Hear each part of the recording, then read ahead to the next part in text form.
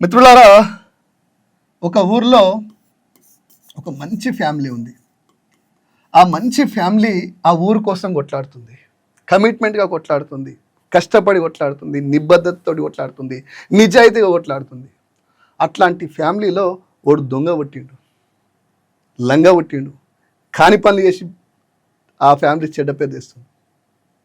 దొంగతనాలు చేసి దొరికి తిహార్ దాకా పోయిండు. వాడు వచ్చినాక ఊర్లల్లో ఎవ్వరు పోయినా, అరే మన ఊర్లలో గంత దూరం దొంగలు ఎత్తుకపోయారట, నేను పోలీసులు ఎత్తుకపోయారట దొంగతనం చేస్తే అని చెప్పేసి వాడిని దొంగ లెక్కనే చూసుకుని మొదలుపెట్టారు. ఏడికి పోయినా దొంగ దొంగ అంటారు, ఏం మాట్లాడినా దొంగ దొంగ అంటారు. అప్పుడు ఆ దొంగ బాగా కోపం వచ్చింది, బాధ వచ్చింది. పిల్లలు పెద్దగా ఎరుగు ఇట్లా దొంగ అంటే ఎట్లా, మరి ఏం చేయాలని ఓ పెద్ద మనిషి దగ్గర పోయి, నన్ను దొంగ అనద్దు, నన్ను మంచోడు అనాలి, ఏం చేయాలి అంటే ఆ దొంగ అన్నాడట. ఆ దొంగను పట్టుకొని ఆ పెద్ద మనిషి అన్నాడట, నువ్వు దొంగ అనే పేరు పోగొట్టుకోవాలంటే 3 పనులు చేయాలన్నాడట. ఒకటి, పిఆర్ స్టంట్స్, పబ్లిక్ స్టంట్స్లా ప్రజల కోసం నువ్వేదో ఉద్యమం చేసినట్టు ఒక డ్రామా ఆడాలి. 2, ప్రజలకు ఏదో సేవ చేసినట్టు, పైసలు వంచినట్టు, ఎవరైనా హాస్పిటల్ ఉంటే అడిగి వేయించినట్టు, ఎవరికైనా ఏదైనా ఇబ్బంది అయితే అడిగి పోయి ప్రెస్ మీట్ పెట్టినట్టు ఏదో ఒకటి చేయాలి. అంటే ఈ పబ్లిక్ స్టంట్స్ చేసినా, ఈ 2 చేసినా అయినా కూడా నన్ను దొంగ లెక్కనే చూస్తుర్రే. ఈవెన్ ఒక ఆయన చచ్చిపోతే అడిగి పోయి 5,000 ఇచ్చినా అయినా కూడా నన్ను దొంగ దొంగ అంటారు, దొంగ పైసలు ఇచ్చిన అంటారు, ఇవి ఒరిజినల్ పైసలా సంపాదించి ఇచ్చినవా అని అడుగుతుర్రు, మరి ఎట్లా అని చెప్పేసి ఈ దొంగ అడిగిండట. అప్పుడు 3వది చేయాలన్నట. 3వది ఏందో తెలుసా? నీ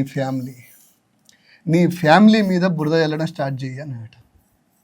అగో అదేంది, ఫ్యామిలీ మీద ఎట్లా బురద చల్లాలి అని చెప్పేసి ఈ దొంగ అన్నట. లేదు, నీకు దొంగ పేరు పోవాలంటే నువ్వు ఉన్న ఫ్యామిలీని, మీ ఫ్యామిలీలో దొంగలు ఉన్నారు, దయ్యాలు చేరారు, లంగలు ఉన్నారు అని మెల్లగా నీ ఫ్యామిలీని బ్లేమ్ చేసుకుంటావు.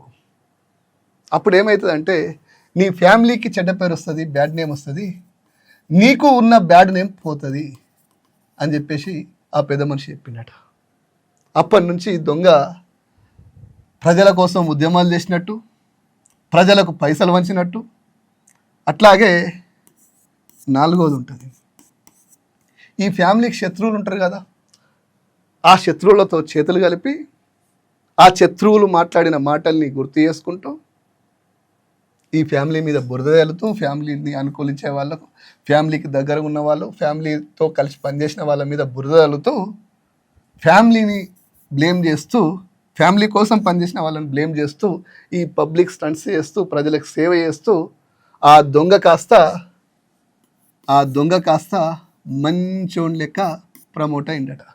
ప్రజలందరూ 3-4 నెలల కింద దొంగ దొంగ అన్నోళ్ళు వీళ్ళు ఉద్యమాలు చేసేవాడు, ప్రజలకు సేవ చేసేవాడు, వాళ్ళ ఇంట్లోనే దొంగలున్నారట అని మొదలుపెట్టారు. అంటే ఊరు స్థాయి ప్రజలు అంతకన్నా ఎక్కువ ఆలోచించారు కాబట్టి ఆ పెద్ద మనిషి చెప్పిండు. ఈ కథ ఎవరి గురించి చెప్పినా, ఎందుకు చెప్పినా, వాళ్ళు ఎవరో మీకు తెలిస్తే కామెంట్ చేయరు. జై శ్రీరామ్.